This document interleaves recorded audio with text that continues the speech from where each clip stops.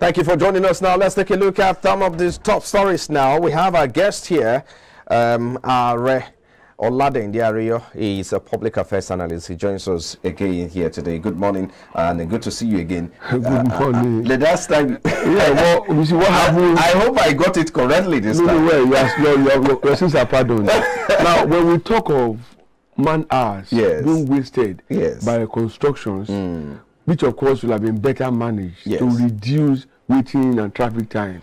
I'm a victim today. And that's why we were supposed to be here earlier than now, but we're here. But I left my house at the usual time. I mean, it takes me 27 minutes to get there, but today it took me 55 minutes. I think it's what the Lagos State really It's not Lagos State, it's a federal project.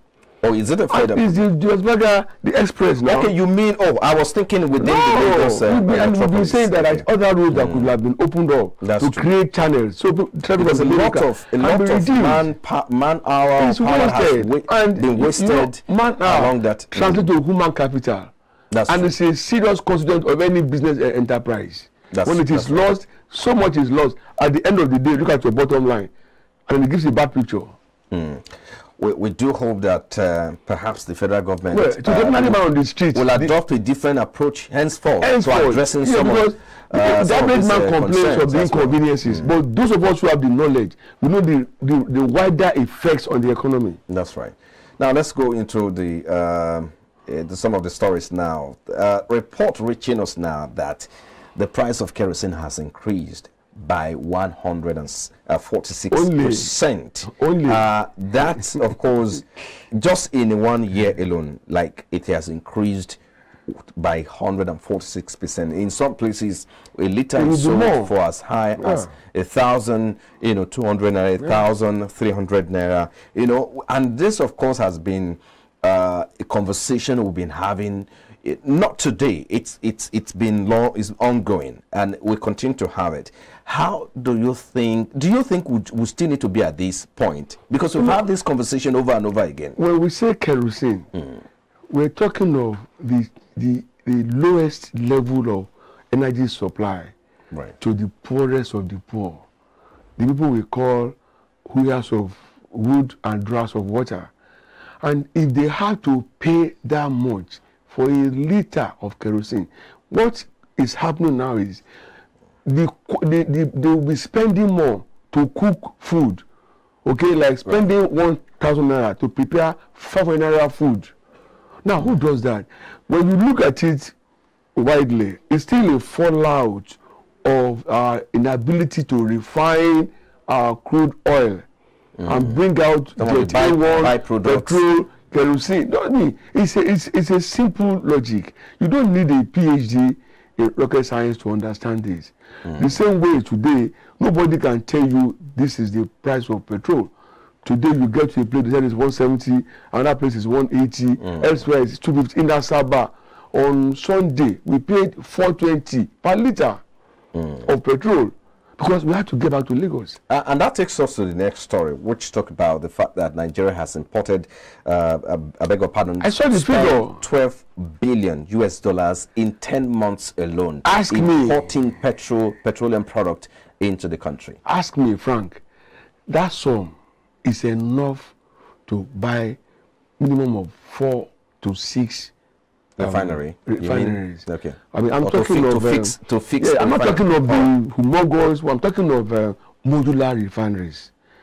Now, when we look at the situation here, it bears common sense, and I'm forced to speak with pain, because you ask yourself, those who are taking decisions on our behalf, managing our resources, are they now saying they are so immune from common sense that they cannot understand that these things are not working? You can imagine that. I have told you before, I think on this platform, that we are like a farmer that has raw cassava gari. I want to make about his family. I don't have a stove. In his sense, instead of going to get his stove or repair the ones he has in the house and make it to work, he gave his neighbor a volume of gari to make a bar for his family. You can be sure that he's going to get smaller quantity of a bar. Or if he has to pay for it, the cost of feeding family will increase. That is what we are going through. I can't be more basic in explaining this. So how we have allowed this to go on especially with a president who that day in Chatham promised us a refinery every year. Almost 8 years. When you look at the father, he is the minister of petroleum resources, and 8 years down the line, he has not built one refinery, not even a modular refinery.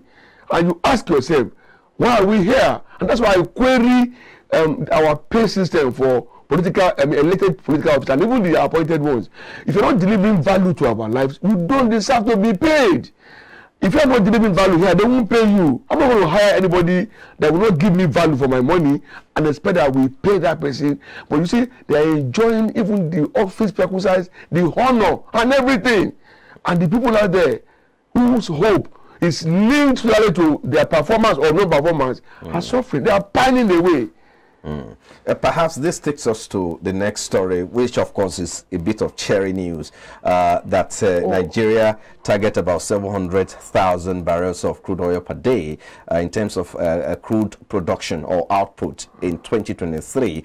And I mean, using what mechanism, if I may ask? Well, of course, according to Mele Kyari, who is the chief executive of NNPC, he said, is this the first time? He said Nigeria is optimistic that it will hit even more than that.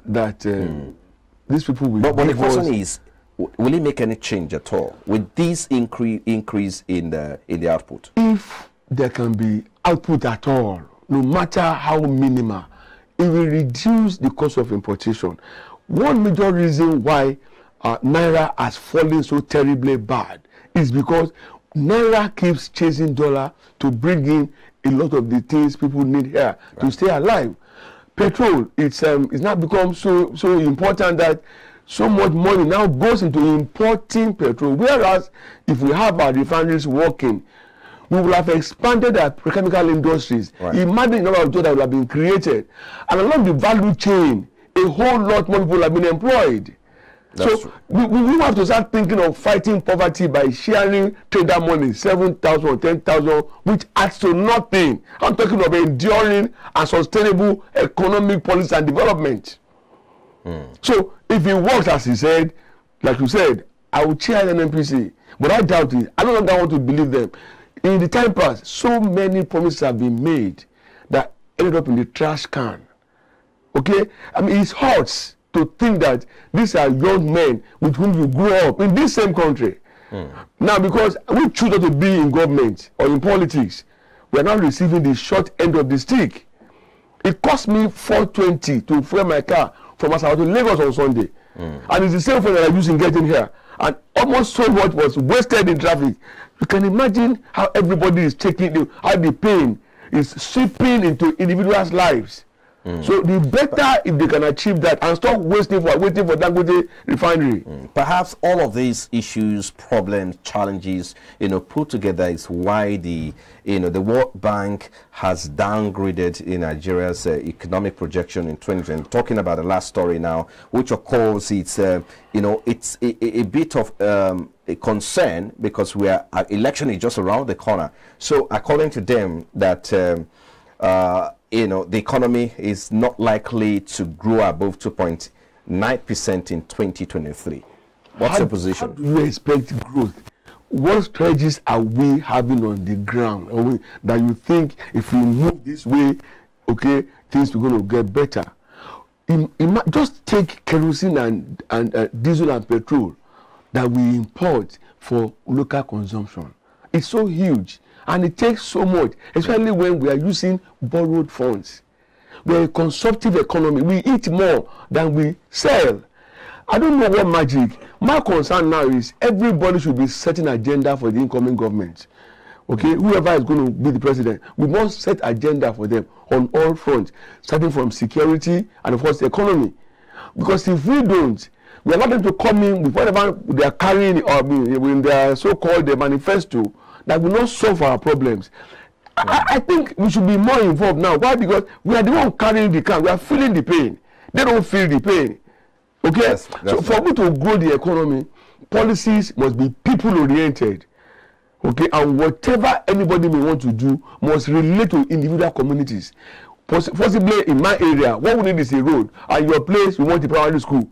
It's not where they just lock all of us together and bandy us and say, okay, everybody gets go. No. We should revisit and review our our budgetary system to reflect specific needs. And of course, then we can begin to target growth. For instance, those in the various areas who are into fishing, get them fishing nets, get them flying boats, help them to grow their market in that place. They will get more fish. We will import less of ice fish. I think we'll just have to leave it here. But of course, we'll continue to bring you to talk about these issues. I'm never going to be tired as we head as long as I can breathe, because I'm concerned. And I have my children who's going to inherit all of these concerns. They will be paying debts which they had no hand in procuring in the first place. Well, let's leave it there. Thank you so much, Ariola Diario, is a policy and public affairs analyst. I appreciate your time always on the program here. Thank you so much. All right, let's take a break now. And after the break, we turn our attention to the capital market as the market capitalization shed or dropped by around 134 billion naira on Wednesday. That's our next focus on the program. Please stay with us. We'll be back in a moment.